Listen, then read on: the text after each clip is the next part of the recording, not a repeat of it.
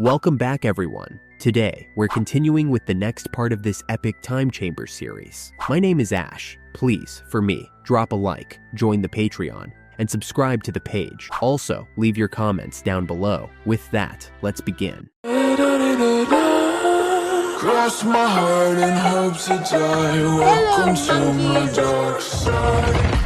The battlefield was an apocalyptic nightmare. The air was thick with the acrid stench of scorched earth, and the ground was fractured, split into jagged chasms that bled molten lava. Entire sections of the planet were destabilized, with mountains crumbling into the void and oceans evaporating under the sheer intensity of the energy unleashed. Piccolo stood at the center of it all, his body trembling, his energy a faint flicker of what it had been moments ago, but his spirit burned fiercely. Above him, Azazel floated effortlessly, a dark silhouette against the carnage. His crimson eyes glowed with a predatory light, and the smirk on his face conveyed nothing but contempt. From all over the planet, he surged into Piccolo's spiraling energy attack as he prepared his final gambit. The power was colossal, shaking the atmosphere itself as the glowing beam condensed, becoming sharper, deadlier. The ground beneath Piccolo's feet splintered further, giving way to his unrelenting force. The air around him grew dense, heavy with the vibrations of raw energy. "I assume you won't be a coward and evade this attack," Piccolo snarled, his voice hoarse but laced with determination. Azazel tilted his head, his smirk widening, as if amused by the audacity of the challenge. "Oh, a final gambit?" he said, mockery dripping from every word. He extended a hand dismissively. "Bring it!" With a roar that shook the heavens, Piccolo unleashed the special beam cannon. The spiraling lance of energy tore through the air like a cosmic drill, its light piercing the darkened sky. The force of the attack was enough to create a visible shockwave that rippled across the planet. The collision was immediate and cataclysmic, striking Azazel dead on and erupting into a blinding explosion of light and energy. The resulting blast was nothing short of apocalyptic. A quarter of the planet was plunged into chaos as the ground was ripped apart. Oceans boiled, molten lava spewed from newly formed fissures, and the sky was set ablaze with the energy of the attack. The sheer magnitude of the explosion was enough to make the very atoms of the planet vibrate, as though on the verge of coming apart. Elder Guru, watching from a distance, staggered to his feet, his aged form trembling as he bore witness to the devastation. His wide eyes reflected the destruction, and his voice was filled with disbelief. There, God," he murmured, his tone a mixture of awe and despair. Did a Namekian truly unleash such catastrophic power? The realization sank in, heavy and profound. Is our race truly this powerful? Guru thought, his mind racing. Piccolo is the future of the Namekians. I cannot let him die. I won't let him die, even if it costs me my own life. A grim resolve filled him as he prepared to intervene if needed. But then, as the smoke cleared and the light faded, a figure emerged from the devastation. Azazel stepped out unscathed, his dark aura flaring ominously. He chuckled low and menacing, shaking his head as though amused by the entire ordeal. "Impressive," he admitted, his voice calm yet chilling, but still futile. Piccolo staggered backward, his breathing labored and his muscles screaming in protest. His body trembled under the strain, his energy all but spent. "How?" he rasped, disbelief etched across his face. "How are you this strong?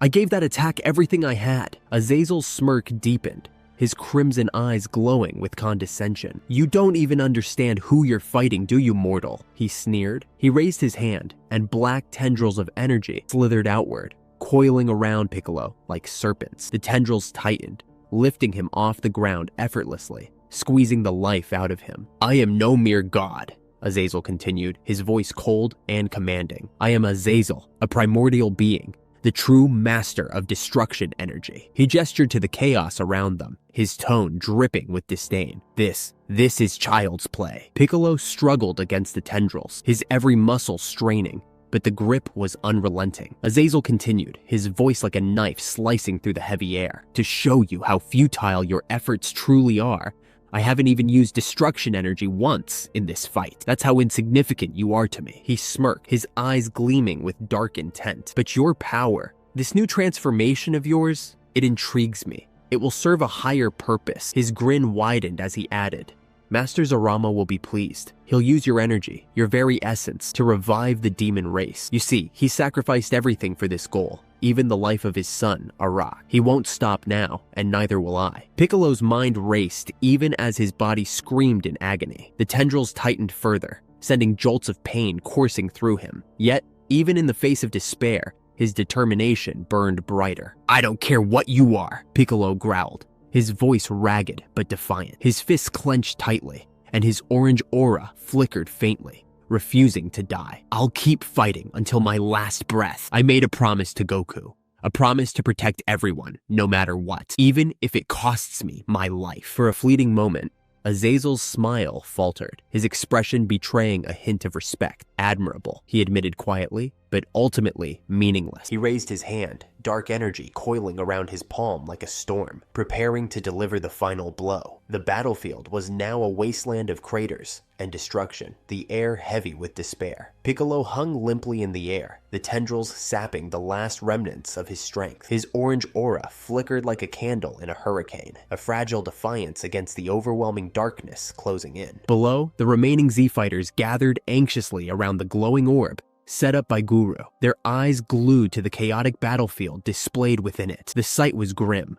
Piccolo, their strongest remaining fighter, was losing. His aura, once a blazing testament to his determination, flickered weakly as Azazel's relentless power overwhelmed him. The Z-fighters' faces mirrored the dread that gripped their hearts. Videl paced back and forth, her fists clenched tightly, her voice shaking as she finally broke the silence. "We can't just stand here," she shouted, her eyes darting between the orb and the others. "We have to do something. He's going to kill Piccolo." Chi-Chi, holding Goten tightly to her chest, nodded grimly. Her usual fire was dimmed, but not extinguished. "And then he'll come for us," she said darkly. "But what can we do? We're no match for that monster." Her grip on Goten tightened, and the young boy buried his face in her shoulder, sensing his mother's fear. Oolong cowered behind a nearby boulder, his pig-like ears twitching nervously. His voice cracked as he stammered, "You're all crazy if you think we stand a chance. Did you see what he did to Krillin in 17?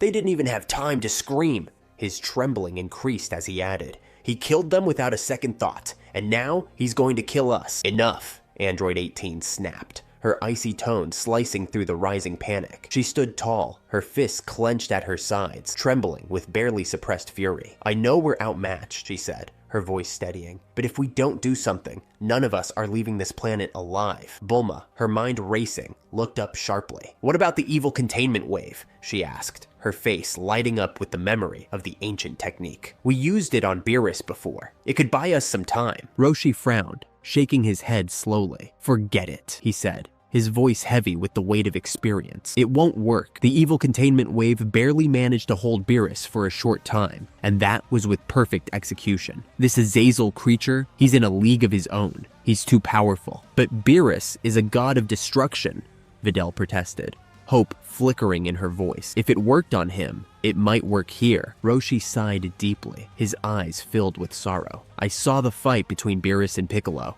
he said, his voice low but steady. "Yes, Piccolo managed to hurt him.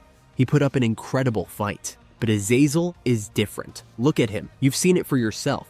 Piccolo is completely outmatched. I'd bet my life on it. This being is more powerful than even Beerus." His words hung heavy in the air. Even 18, standing firm, faltered for a moment as the grim reality sank in. "We should still try it," Elder Guru interjected, leaning heavily on his staff. His voice was calm, but carried a grave urgency. "Even if it only buys us a few minutes, it might be enough for what I have planned." "What plan?" Bulma asked, her brow furrowing. "What could you possibly have in mind that requires just a few minutes?" Guru's wise eyes turned to the orb, where Piccolo's battered body continued to fight against the tendrils of dark energy binding him. "It is a desperate move," Guru admitted, his tone somber, "and it may fail.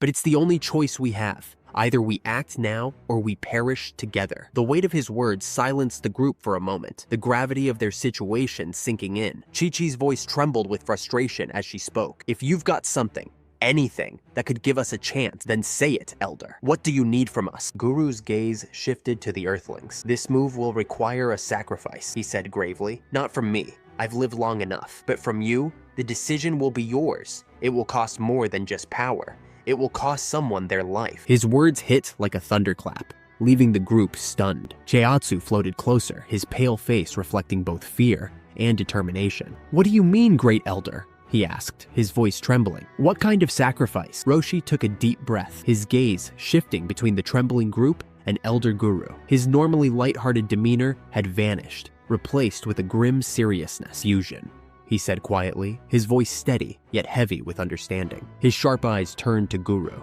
That's what you're talking about, isn't it? You're suggesting another fusion. Elder Guru inclined his head slightly, his expression unreadable, but the silence that followed was confirmation enough. What kind of fusion?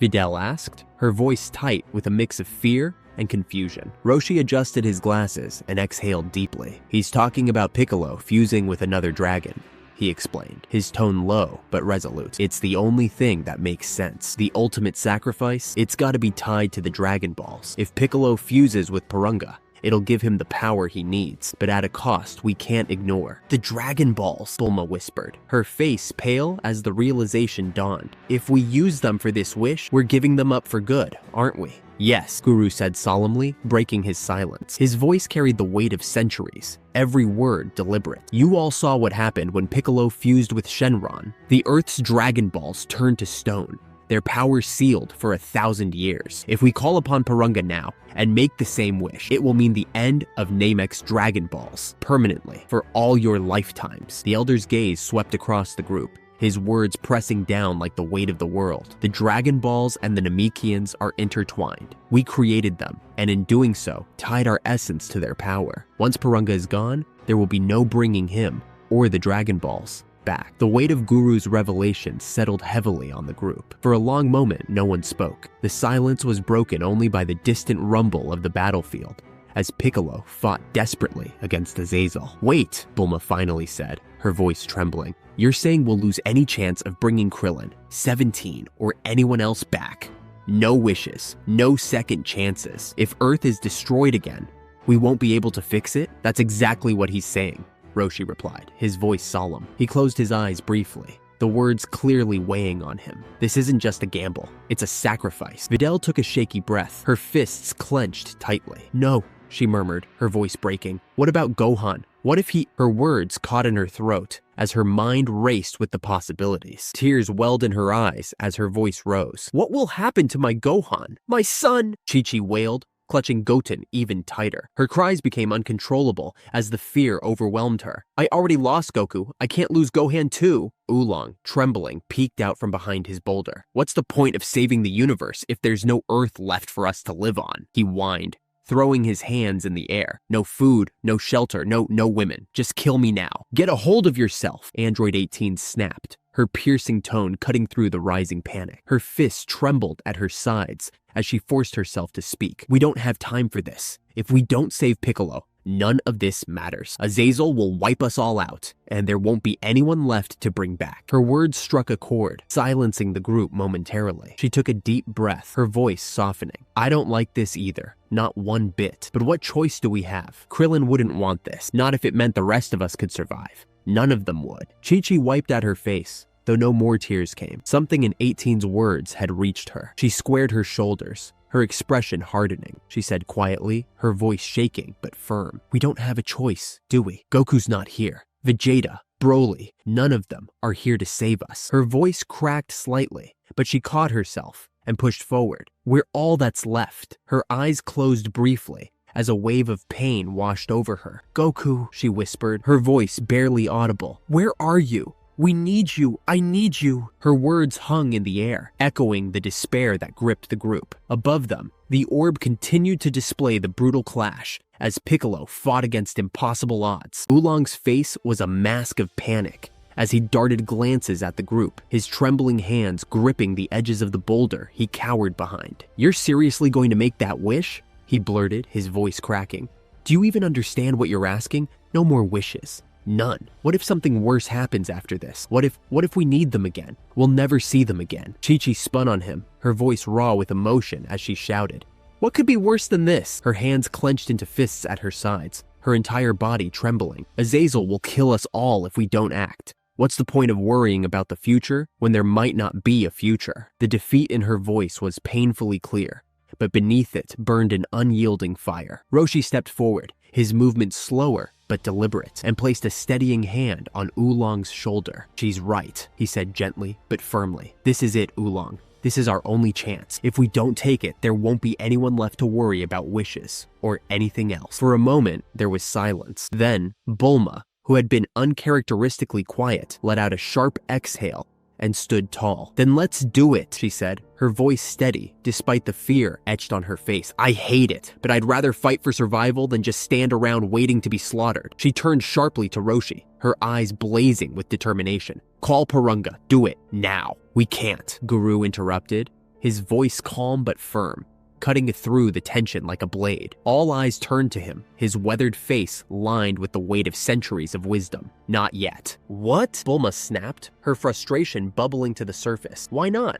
What are we waiting for?" "We cannot summon Purunga while Azazel is here," Guru explained, his tone measured but grave. "If he senses Purunga, he'll destroy him instantly. That would end all hope, not just for us, but for the Dragon Balls and this planet." He paused, letting his words sink in before continuing. "We need to trap him somehow. The evil containment wave you mentioned earlier, it could work, even if only for a few moments. That would give us the time we need to summon Purunga and make the wish without interruption." Videl stepped forward, her eyes wide with uncertainty. "The evil containment wave, can we even pull it off? Didn't you say it might not hold someone this powerful?" Master nodded solemnly. "It's a gamble," he admitted, leaning heavily on his staff. "But it's a gamble we must take. Even if it only holds him for seconds, those seconds could make all the difference." "But who's going to perform it?" Chi-Chi asked, her voice cracking under the weight of the decision.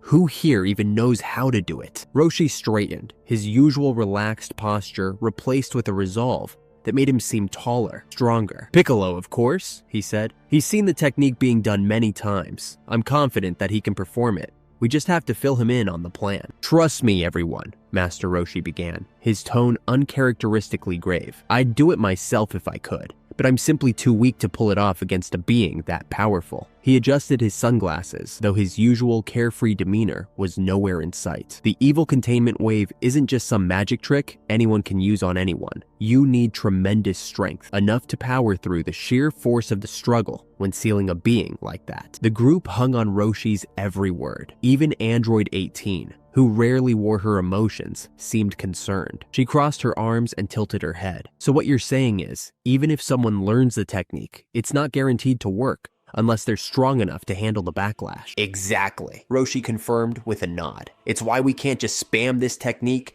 every time we face a villain. There's always a catch, and this one's a big one." "But how do we let Piccolo in on the plan?" Android 18 asked, glancing toward the battlefield where shockwaves from the ongoing fight lit up the horizon. "It's way too dangerous to get anywhere near that monster right now. Not while he's keeping his guard up." "I'll take care of that," Elder Guru said, stepping forward. Despite his age and frailty, his presence carried a quiet authority. "I can inform him telepathically." Without waiting for further discussion, the Namekian elder placed a finger on his forehead, his eyes closing as his thoughts reached out across the battlefield like a ripple in a calm lake. Far away, Piccolo stood battered and bloodied, his body barely holding together. His breathing was ragged, his vision blurred. A monstrous foe loomed before him, radiating malicious energy so dense it warped the air. Piccolo growled, spitting blood onto the ground as he steadied himself. Suddenly, a voice echoed in his mind, gentle yet familiar. "Piccolo, my boy,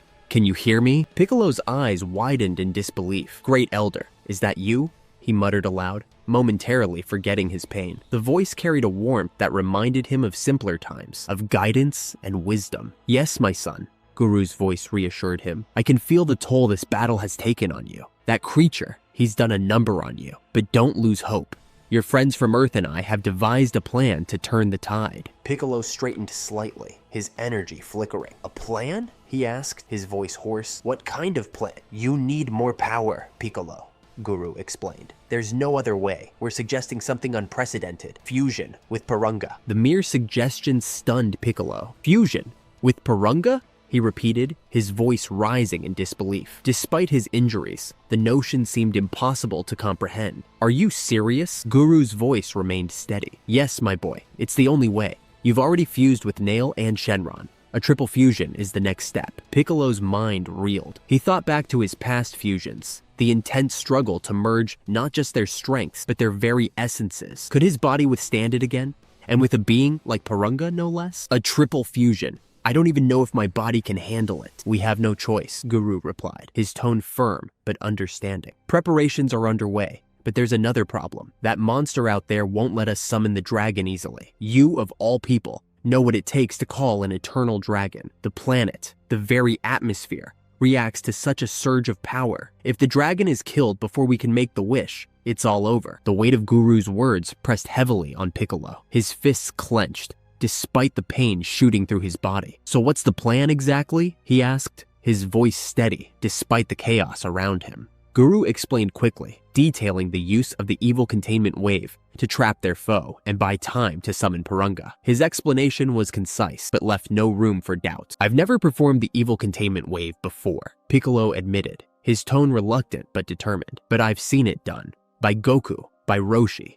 I can retrace the steps if that's what it takes. Instantly, Guru placed a hand on Roshi's shoulder, connecting him to the telepathic link with Piccolo. Roshi's eyes widened in astonishment as the elder's thoughts flowed into his mind. He had heard of Namekian telepathy, but experiencing it firsthand was something else entirely. Still, there was no time to dwell on the novelty. I'll take it from here, Guru, Roshi said, steadying himself as he addressed Piccolo through the link. Listen closely, Piccolo. There's more to this plan that I need to explain. The Elder might not fully grasp the details of the evil containment wave, but I do. Even as the link connected their minds, the chaotic battlefield raged on. The energy in the air was suffocating, with bursts of violent power crackling like distant thunder. Yet, through the turmoil, Roshi's voice was calm. Deliberate. We're setting up the jar in a specific location, Roshi explained quickly. Your job is to lure that monster to the designated spot, get him there, and then perform the technique. Where? Piccolo asked, his voice strained as he dodged another incoming blast. He could feel the tension mounting,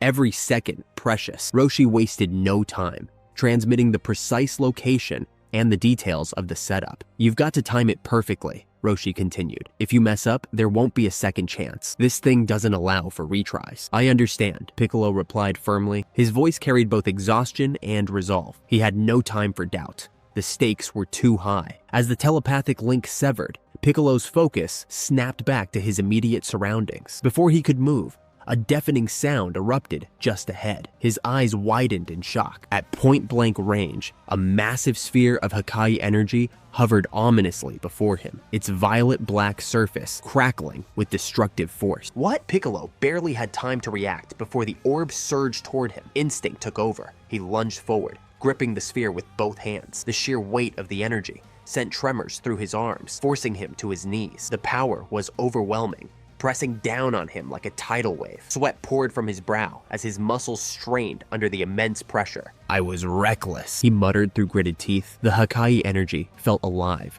tugging at him, trying to draw him in. He could feel his strength wavering. The energy wasn't just destructive, it sought to erase him entirely, leaving no trace of his existence. Piccolo roared in defiance, his fingers digging into the energy as if trying to hold it back. His arms trembled, veins bulging as he fought against the sphere's pull. Memories of Frieza flashed through his mind, of the tyrant's destructive energy and the impossible odds he had faced before. But this was worse. This was death on a cosmic scale. No, not like this, Piccolo growled, summoning every ounce of his willpower. He opened his mouth wide. With a primal scream, a beam of concentrated ki erupted from his throat, slamming into the Hakai sphere. The force of the blast collided with the orb, creating a blinding explosion of light and energy. The ground beneath Piccolo cracked, and the air around him seemed to ripple under the strain. He poured everything he had into the beam, refusing to let the Hakai sphere consume him. As his energy surged, he felt his body being pushed to its limits. His power wasn't just rising, it was evolving. Survival demanded it. With a final earth-shattering roar, Piccolo's ki pierced through the sphere. A massive hole ripped through the center of the Hakai energy, and the sphere began to destabilize. In a flash of violent energy, it dissipated, vanishing into nothingness. Piccolo collapsed to his knees, steam rising from his body. His breaths were heavy and labored, his chest heaving as he tried to recover. His once pristine gi was tattered, and his green skin was marred with burns and bruises. Smoke swirled around him, and for a moment all was quiet. From the distance, a slow, mocking clap echoed. Piccolo looked up to see Azazel striding toward him, his his expression cold and amused. The being's hands were clasped behind his back, his posture exuding confidence. "You never cease to surprise me, mortal," Azazel said with a smirk. His voice was smooth, almost condescending. "But you should know by now. Defiance only makes this more entertaining for me." Piccolo struggled to his feet, his body shaking, but his resolve unbroken. His eyes locked onto Azazel's, and though he was battered and beaten, there was no fear in his gaze, only determination. Piccolo wiped the blood from his mouth, his hand trembling as he glared at Azazel through a haze of dust and molten debris. The battlefield was chaos incarnate. Namek's surface groaned and buckled beneath their feet, fissures splitting the ground as lava spewed into the air in fiery jets. The once peaceful planet now looked like a living hellscape, scarred by their unrelenting battle. Piccolo's clothes hung in tatters, his body battered and bruised, yet his spirit refused to waver. He stood tall, every fiber of his being radiating defiance. The plan hinged on him, and he knew it. They had one last desperate gambit, and it all depended on baiting Azazel into the exact spot where the trap was set. But how could he bait a being as powerful and cunning as Azazel? The demon could sense ki with surgical precision, rendering stealth meaningless. Elder Guru, frail and ancient, sat helplessly on the battlefield's fringes, his hover chair barely able to keep him upright. Though the Elder provided critical telepathic support, he was in no condition to fight. That left the task to Piccolo, Master Roshi, and anyone else foolish or brave enough to risk their lives. Azazel took a step forward, his long shadow stretching across the cracked ground. His gleaming red eyes were filled with predatory hunger. "You have the defiance of a cornered beast, Piccolo," he said, his voice icy and detached. "But resistance is pointless. Show me whatever pitiful trick you're so desperate to play." Piccolo straightened his stance, wiping more blood from his chin. "For a so-called deity, you're just an overconfident jerk," he spat, his voice dripping with venom. Azazel's lips curled into a snarl, his tone taking on a dark amusement. "Arrogant insect. It's not overconfidence if I can back it up." Nearby, Master Roshi hovered in Android 18's grip, the two carefully positioned just outside Azazel's field of vision. Roshi clutched a reinforced clay jar tightly against his chest, its simple appearance hiding its true purpose. The jar was a fusion of old-world mysticism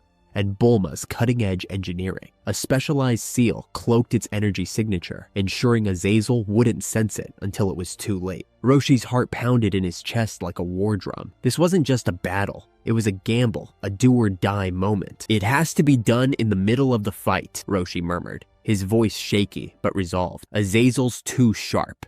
He'll never fall for anything less than perfect execution." Piccolo exploded forward in a burst of speed, engaging Azazel in hand-to-hand combat. Their strikes sent deafening shockwaves across the battlefield, shattering the ruins of old Namekian villages. The ground beneath them trembled with each collision, massive craters forming in the wake of their blows. Azazel's fist connected with Piccolo's face in a devastating backhand, sending blood spraying into the air. Piccolo used the momentum to fling himself backward, skidding across a field of jagged rocks. He coughed, his chest heaving with exertion, but he kept moving. He had to lure Azazel. Azazel followed in a blur of motion, his intent clear. "Running already?" the demon taunted. "Pathetic." "Master Roshi," Android 18 hissed, her sharp eyes tracking the chaos below. "It's now or never. He's locked onto Piccolo." Roshi nodded, his face grim. "Let's move." With that, Android 18 shot across the sky, weaving through the battlefield's smoking chaos. Ki blasts whizzed past them, shaking the air as they narrowly avoided the destruction. Every move they made was deliberate, designed to keep Azazel's attention solely on Piccolo. Back on the ground, Elder Guru remained in his hover chair, his eyes half closed in concentration. Using his telekinesis, he began subtly moving debris across the battlefield. Cracked pillars and shattered boulders shifted as if nudged by an unseen hand, forming a rough pathway. The narrow corridor of rubble steered Azazel toward the exact spot they had prepared. Azazel noticed the movement, but dismissed it as a desperate attempt to slow him down. His focus remained locked on Piccolo, whose aura flickered weakly as he fought to stay upright. Piccolo staggered, clutching his ribs as if he were seconds from collapse. "Is that really all you've got?" he rasped, his voice deliberately mocking. Azazel's eyes narrowed, his pride prickling at the insult. "Still clinging to your bravado, I see." He sneered and surged forward, closing the distance in an instant. The demon struck Piccolo with a vicious elbow to the chest, nearly caving it in. Piccolo let out a strangled cry as the force of the blow sent him hurtling into a pile of broken stone columns. Each massive slab crashed around him, half burying his battered body. Azazel landed a short distance away, confident the fight was over, but Piccolo snarled, pushing himself to his feet with a grim determination that refused to die. His battered form was barely holding together, yet his aura flared with a dangerous intensity. "Come closer, demon!" Piccolo wheezed, his voice low but defiant. "I'll show you one last move." Azazel's grin twisted into something darker, his voice dripping with mockery. "Amusing. You barely stand, Namekian, and yet you dare threaten me?" Each step he took forward was deliberate, his boots crunching into the scorched ground. Dust and oppressive heat swirled in the air,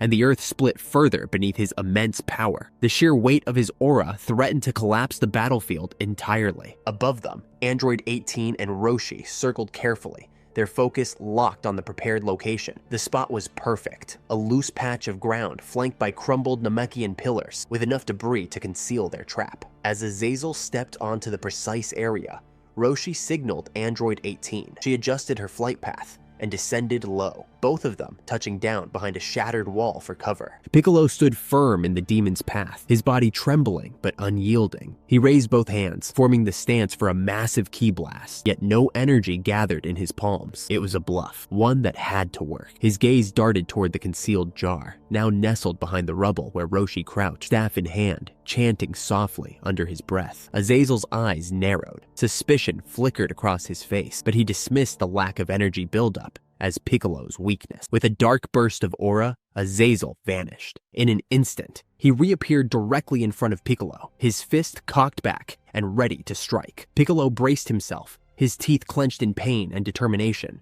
but his eyes flicked over the demon's shoulder, locking onto Roshi's position. "This is your end, Namekian!" Azazel snarled, his punch slicing through the air with savage precision. Piccolo crossed his arms to block the strike, the force of the blow reverberating through his entire body. A guttural yell escaped his lips as pain surged through him like fire. He held his ground by sheer willpower, channeling every ounce of his remaining ki to absorb the attack. It was now or never. With a sudden roar, Piccolo slammed both palms into Azazel's chest, unleashing a burst of raw power that sent the demon hurtling backward. Azazel landed directly on the precise patch of ground they had prepared, but as his body skidded across the broken terrain, Azazel's gaze snapped to the side. His keen senses caught the faint flicker of the jar's concealed aura as the Mafuba energy activated. You dare! Azazel's voice boomed, rage and alarm colliding in his tone. His aura flared black and violent, arcs of energy whipping through the air as he began to move. He pushed off the ground, attempting to leap free of the ceiling zone. Before he could escape, Roshi sprang from his hiding spot. "Lightning flash, surprise!" the old master bellowed, thrusting his hands forward. A crackling surge of electric energy erupted from Roshi's palms, striking Azazel mid-leap. The current wrapped around the demon's limbs like chains, binding him in place. Sparks exploded in every direction, and the air smelled of ozone. The technique had a price. Roshi himself was caught in the feedback, the energy paralyzing his own body as well. Both combatants stood locked in place, unable to move without breaking the electric bind. Azazel thrashed against the hold, his face contorted in fury. "You think this parlor trick can stop me?" he roared, his voice shaking the ground. "Piccolo!" Roshi shouted, his voice strained from the effort. "Now! I can't hold him for long!" Piccolo saw his opening and didn't hesitate. "Roshi, let go when I say," he yelled, his voice sharp and commanding. Ignoring his searing wounds, Piccolo lunged forward, his aura exploding in a blinding mix of green and gold. His hands began to weave the intricate motions of the Mafuba, pulling in every ounce of his energy. Mafuba! Huh! The containment wave erupted from Piccolo's palms, a spiraling vortex of green and white energy. The twister snaked across the battlefield, latching onto Azazel's torso with an unrelenting grip. Azazel's roar of defiance echoed across Namek. His muscles bulged as he fought against the containment energy, but Roshi's lightning bind held him in place. From his hover chair, Elder Guru made his final contribution. Focusing his telekinesis, he sent chunks of debris sliding across the ground, blocking Azazel's feet and cutting off any chance of a sudden escape. The containment energy coiled tighter, dragging Azazel inch by inch toward the open jar. The ground quaked beneath him as his dark aura flared wildly, sending black lightning crackling across the battlefield. You dare defy me? Azazel bellowed, his voice a mix of terror and unyielding fury. I am a primordial demon god. Nothing holds me. Azazel's furious roar was drowned out as the swirling energy forced him against the jar's rim. His once mighty form began to twist and distort, collapsing into a spiraling vortex of shadow and light. The jar trembled violently,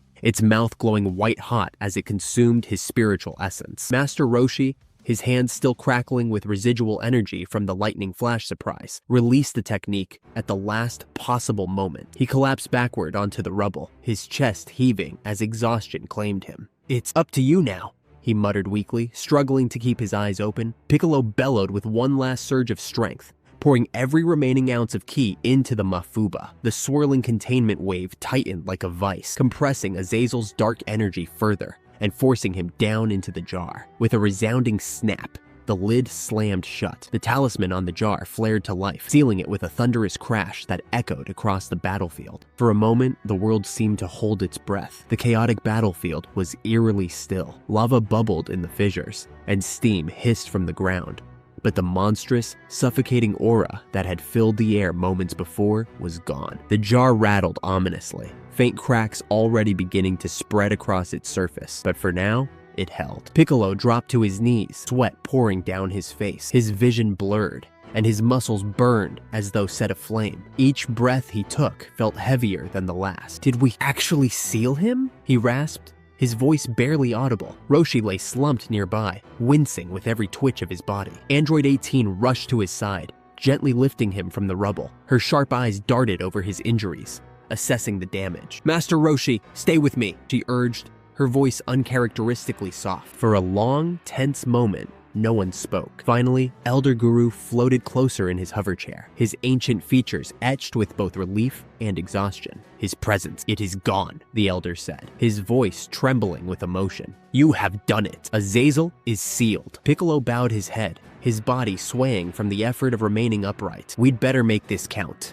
he muttered, his tone grim, because if that monster breaks free again, I don't think we can pull this off a second time. Before anyone could respond, a deep, bone-chilling sound cut through the air. Crack. Piccolo's head shot up, his blood running cold. His eyes locked onto the jar, where a jagged fissure had just splintered across its surface. The container trembled violently, the cracks spreading like webbing. What? Piccolo shouted, his voice filled with both disbelief and fury. That monster, he's already trying to escape. I knew he was strong, but this soon? The jar rattled again, the cracks widening as a faint, malevolent energy seeped from within. It wasn't even a minute since the seal had been completed, and yet the sheer might of Azazel's power was proving too great to contain. Android 18 turned, her voice cutting through the rising panic. What are you waiting for? Summon the dragon, now! The Dragon Balls had been gathered earlier in preparation for this exact moment. The golden orbs shimmered faintly in the chaos, their energy pulsing in rhythm with the planets trembling. Wasting no time, Piccolo staggered to his feet, his voice raw as he cried out, Porunga, by your name, I summon you forth. The sky above them darkened instantly, the last traces of sunlight swallowed by thick, stormy clouds. Thunder rumbled ominously as the air grew heavy with divine power. A moment later, the mighty eternal dragon of Namek, Porunga, emerged, his massive muscular form coiled above them, glowing red eyes piercing the gloom like twin beacons. Who has summoned me? Porunga's voice boomed, shaking the very air. State your wish, the first of three. Piccolo didn't hesitate. He raised his hand, his voice resolute. Porunga, grant me your power. Fuse yourself with me, as Shenron once did. Porunga's glowing eyes narrowed slightly as he considered the wish. Are you certain of this request? He asked, his deep voice filled with weight. This wish will cancel your remaining two. Piccolo's breathing was labored, but his determination was unwavering. Yes, he said, his voice firm. I understand the cost. Very well, Porunga replied, his tone carrying the finality of a divine decree. Know this wish will render the Dragon Balls inactive for 1,000 years. From the edge of the battlefield, Chi-Chi, who had arrived with the others moments earlier, called out desperately, We're certain. Do it now, before it's too late. Her voice cracked with urgency, tears glistening in her eyes. Porunga's massive body began to glow with an intense golden light. The radiant energy surged outward, enveloping Piccolo as the two prepared to merge. The sky above erupted with energy as Porunga's immense form surged toward Piccolo, his glowing eyes locked on the Namekian. The dragon's power crackled in the air, a divine force unlike anything the others had ever felt. Then, something unexpected happened. Porunga's colossal body began to dissolve into radiant streams of golden light, which swirled around Piccolo before rushing toward him in a concentrated beam. The energy shot straight into Piccolo's mouth, forcing his body to convulse as it absorbed the eternal dragon's essence. His muscles seized, and his eyes widened in shock as Porunga's power fused with his very being. It wasn't just a transfer of strength, it was a union of souls. Piccolo felt the weight of ancient wisdom, power, and responsibility crashing into him all at once. The tendrils of light binding his body dissolved as the fusion completed, leaving Piccolo suspended mid-air. His body glowed with an intense, blinding light that spread outward, engulfing the battlefield and beyond. Porunga's final words echoed through the heavens. "Our power is one. Wield it wisely, warrior." Then, Porunga's form faded entirely, leaving Piccolo as the sole bearer of his immense might. In that instant, a massive surge of ki erupted from Piccolo, shooting high into the sky and beyond. The energy was so immense that it seemed to pierce through space itself, creating a ripple effect that bent reality like a fragmented mirror. It was as if a miniature dimension had been born from the sheer force of his transformation. The ground beneath them trembled violently, fissures spreading like spiderwebs across Namek's surface. Lava erupted from the cracks, and the air thickened under the overwhelming pressure of Piccolo's newfound power. If not for Piccolo's meticulous control, the planet would have been obliterated by the sheer intensity radiating from his body. As the blinding light finally dimmed,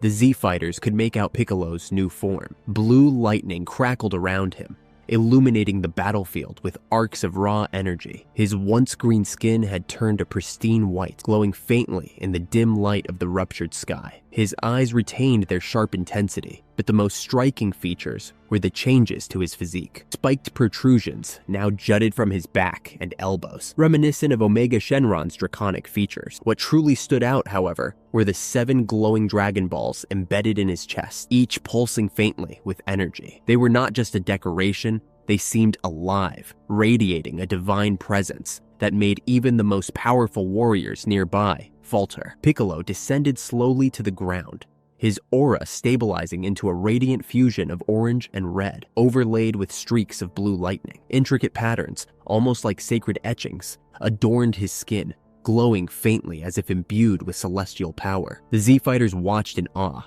their knees buckling under the sheer magnitude of his ki. Even Android 18, who prided herself on her composure, found herself clenching her fists to remain steady. Elder Guru's hover chair creaked under the strain of the intense energy. Azazel, still hovering a short distance away, observed the transformation with growing interest. For the first time, his ever-present grin faltered, his crimson eyes narrowing as he assessed Piccolo's new form. "Interesting," he murmured, his voice quieter than usual. "It seems I've underestimated you, Namekian." But Azazel's arrogance remained unbroken. Though he could sense the dramatic increase in Piccolo's power, he dismissed it as little more than a spike in ki. To him, it was a temporary nuisance, nothing he couldn't crush with a fraction of his own strength. Azazel failed to see the true danger before him, blinded by his hubris. He couldn't comprehend the magnitude of what Piccolo had become. Piccolo, now fully in control of his transformed state, opened his eyes. His gaze was calm but commanding, his voice steady as he addressed the battlefield. "This form needs a name," he said, his tone carrying an air of finality. He glanced down at his altered body, observing the draconic elements fused with his Namekian heritage. "A dragon and a Namekian," he paused, considering the combination with a faint smirk. "What should I call myself? I know." He raised his head, his newly radiant aura flaring briefly. "Omega Piccolo," he declared. The ground seemed to tremble at the proclamation. In that very moment, Omega Piccolo was born. And that's it for today's episode, guys. If you watched to the end, then that could be an indication that you enjoy the series. So please leave a like on the video. Thank you and take care.